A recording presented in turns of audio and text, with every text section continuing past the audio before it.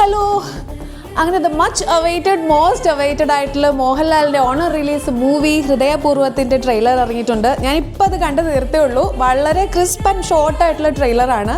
എനിക്കത് ഇഷ്ടപ്പെട്ടു. ഒത്തിരി വലിച്ചു നീട്ടിയിട്ടില്ല, ഒത്തിരി ബോറടിപ്പിക്കുന്നില്ല. ആൻഡ് അതിൻ്റെ സ്റ്റാർട്ടിങ് കാണുമ്പോൾ തന്നെ എനിക്ക് ഫീൽ ചെയ്യുന്നത് അയാൾ കഥ എഴുതുകയാണ്, ആ സിനിമയിലെ മോഹൻലാലിനെയാണ് കേട്ടോ. സ്റ്റാർട്ടിങ് തന്നെ സംഗീത് പ്രതാപും മോഹൻലാലും തമ്മിലുള്ളൊരു കോംബോ ആണ് അവർ കാണിക്കുന്നത്. ആൻഡ് സത്യൻ അന്തിക്കാട് ഒത്തിരി ആൻറ്റിസിപ്പേറ്റ് ചെയ്യുന്നുണ്ട് അവരുടെ കോംബോ ഭയങ്കര ഹിറ്റാവുന്ന.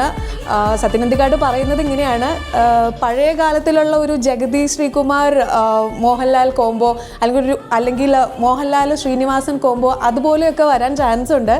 മോഹൻലാൽ ആൻഡ് സംഗീതിൻ്റെ കോംബോ അത് നല്ല ഹിറ്റാവുമെന്ന് ഞാനും വിശ്വസിക്കുന്നുണ്ട്. പിന്നീട് എനിക്കൊരു എന്നും എപ്പോഴും എന്നുള്ള മൂവി, അതായത് മോഹൻലാലൻ മഞ്ജു വാര്യർ കോംബോ വന്നിട്ടുള്ള ആ മൂവിയുടെ ഒരു ഫീലാണ് ഈ ട്രെയിലർ ഫുള്ള് കിട്ടിയിട്ടുള്ളത്. പക്ഷേ മൂവി എങ്ങനെയാണ് സ്റ്റോറി പോകുന്നത് നമുക്കറിയില്ല. ഈ സ്റ്റോറി ആക്ച്വലി സന്ദീപ് എന്ന് പറഞ്ഞൊരു ക്യാരക്ടറാണ് മോഹൻലാൽ ഇതിൽ ചെയ്യുന്നത്. ഒരു ഹാർട്ട് ട്രാൻസ്പ്ലാന്റ് സർവൈവർ ആയിട്ടുള്ള മോഹൻലാലിൻ്റെ കഥയാണ് അതിനകത്തേക്ക് പറയുന്നത്. എങ്ങനെ പോകുമെന്ന് നമുക്കറിയില്ല. തിയേറ്ററിൽ പോയി മൂവി കണ്ടാലേ മൂവി സ്റ്റോറി ഫുൾ എന്താണെന്ന് അറിയുള്ളൂ. അഖിൽ സത്യൻ്റെ മൂവിയാണ്. സത്യൻ അന്തിക്കാടിൻ്റെ ഡയറക്ഷൻ ആയതുകൊണ്ട് എനിക്ക് തോന്നുന്നു എല്ലാ ഫാമിലി ഫുള്ളായിട്ട് പോയി കാണാൻ പറ്റുന്ന ഒരു മൂവിയാണ്. ഇതിൻ്റെ ലാസ്റ്റ്, ആ ട്രെയിലറിൻ്റെ ഏറ്റവും ലാസ്റ്റ് മോഹൻലാൽ ദശരഥത്തിൽ കൈ വിറപ്പിച്ച് സംസാരിക്കുന്ന ഒരു ഡയലോഗ് ഉണ്ടല്ലോ, നീ മകനെ സ്നേഹിക്കുന്ന പോലെ മാഗിക്ക് എന്നെ സ്നേഹിക്കാമോ, അതുപോലെ കൈ വിറപ്പിച്ചിട്ടാണ് ആ ട്രെയിലർ അവർ സ്റ്റോപ്പ് ചെയ്യുന്നത്.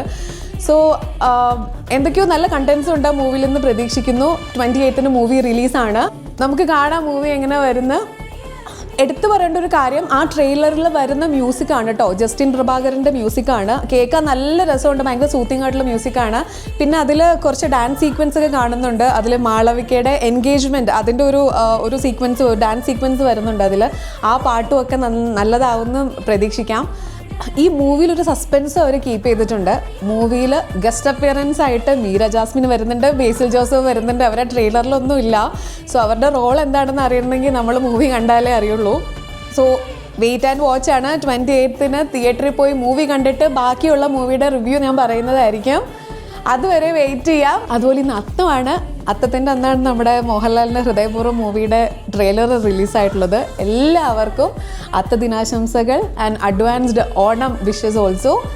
ഇതുവരെ ഈ ചാനൽ സബ്സ്ക്രൈബ് ചെയ്യാത്തവരൊന്ന് സബ്സ്ക്രൈബ് ചെയ്തേക്കണം കേട്ടോ. ഇനി ഇതുപോലുള്ള പുതിയ മൂവീസിൻ്റെ റിവ്യൂസ് ഒക്കെ ആയിട്ട് ഞാൻ ഇനി വരുന്നതായിരിക്കും. സോ ഇനി വീണ്ടും കാണാം.